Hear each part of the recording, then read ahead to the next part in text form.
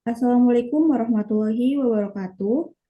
Kami dari kelompok 20 akan mempresentasikan hasil kerja kelompok kami. Di sini kami mengambil studi kasus Ebola virus disease Afrika Barat tahun 2014 sampai 2016. Next.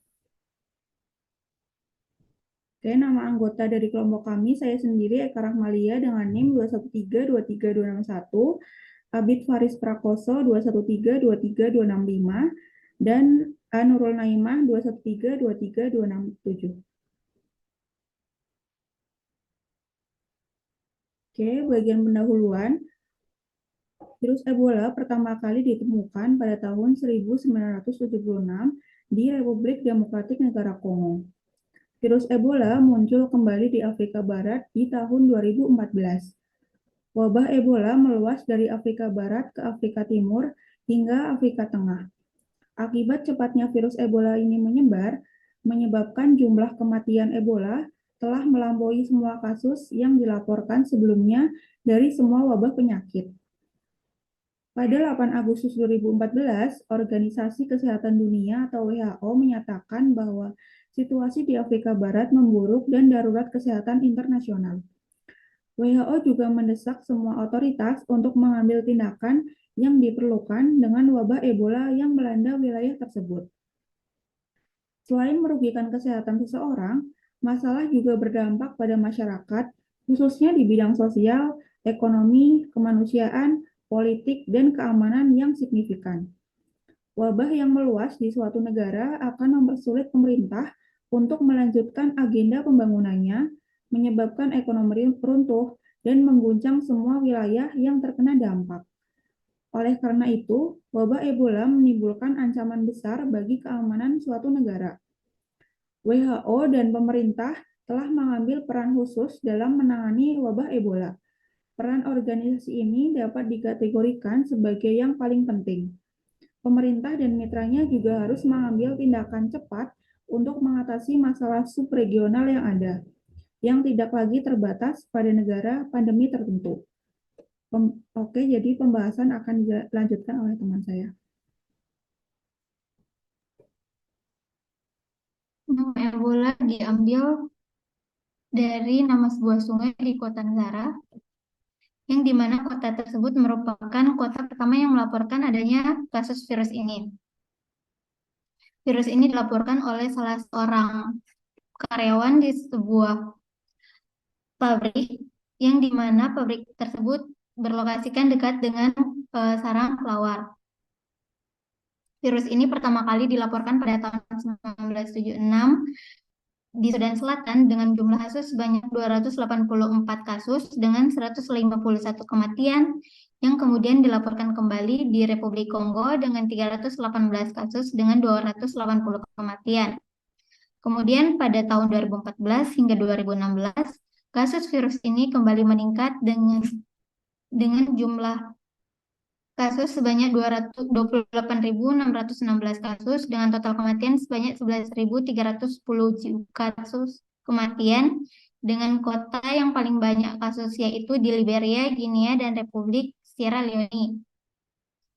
Adapun gejala awal seseorang terinfeksi virus ini yaitu pusing mual, diare, hingga masalah kulit seperti ruam kulit.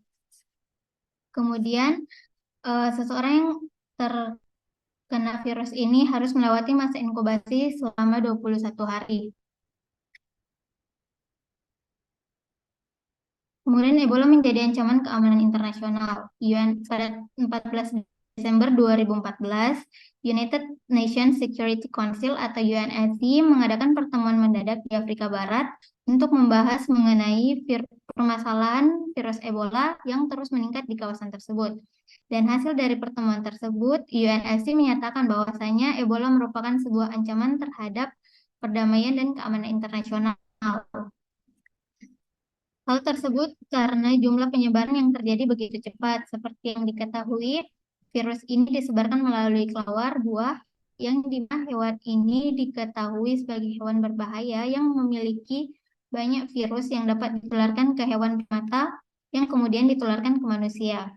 Seseorang yang terinfeksi dengan virus ini dapat menyebarkan dengan mudah ke orang lain melalui kontak langsung, Kemudian terkena darah, keringat, atau urin di bagian mata, mulut, hidung, telinga, ataupun daerah luka terbuka.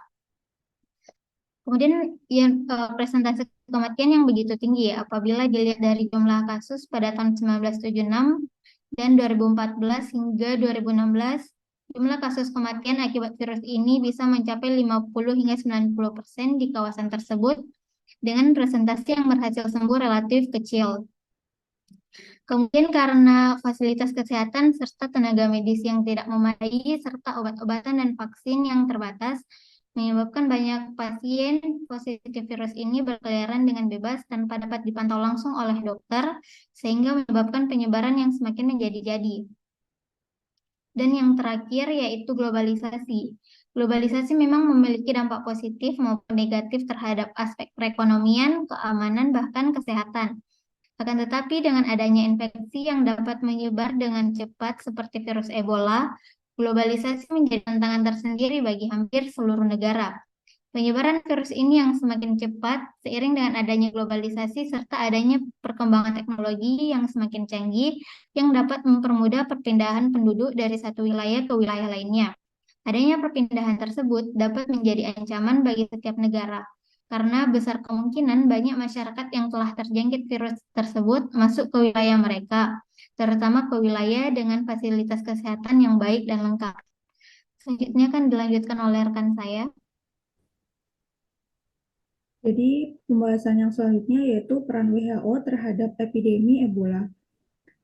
Poin yang pertama yaitu WHO membentuk The United Nations Mission for Ebola Emergency atau UNMEER yang didirikan untuk memerangi penyebaran wabah virus Ebola di Afrika Barat. UNMEER juga bekerja untuk mempromosikan kerjasama internasional dalam perang melawan Ebola di Afrika Barat.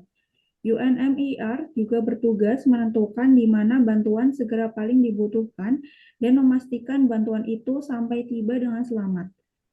Ebola semakin parah akibat minimnya bantuan dan banyaknya orang yang terus meremehkan wabah ini. Negara-negara yang paling parah terkena dampak kekurangan fasilitas kesehatan ini termasuk negara Sierra Leone, Liberia, dan Guinea.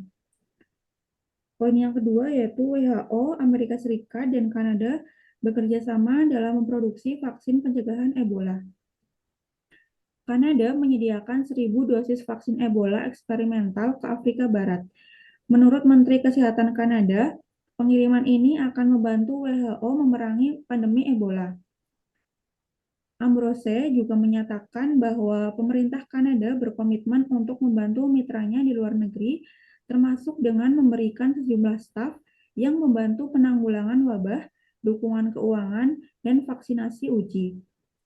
Beberapa uji coba vaksin eksperimental vaksinasi Ebola yang berhasil dilakukan oleh National Institute of Health Amerika Serikat terhadap 20 sukarelawan menghasilkan hasil yang bermanfaat. Anthony Fauci, selaku Direktur Institut Nasional untuk Alergi dan Penyakit Menular, menyatakan bahwa epidemi Ebola yang menyebar dengan cepat di Afrika Barat sedang dalam tahap pertengahan pengembangan dan upaya mendesak sedang dilakukan untuk melakukan uji coba vaksin yang berhasil. Kemudian poin yang terakhir yaitu WHO memiliki peran penting dalam menangani penyebaran wabah Ebola dengan menegaskan kerjasama internasional untuk meningkatkan fasilitas kesehatan dan penanganan penyakit akibat Ebola di Afrika Barat. Pembahasan selanjutnya akan dilanjutkan oleh teman saya.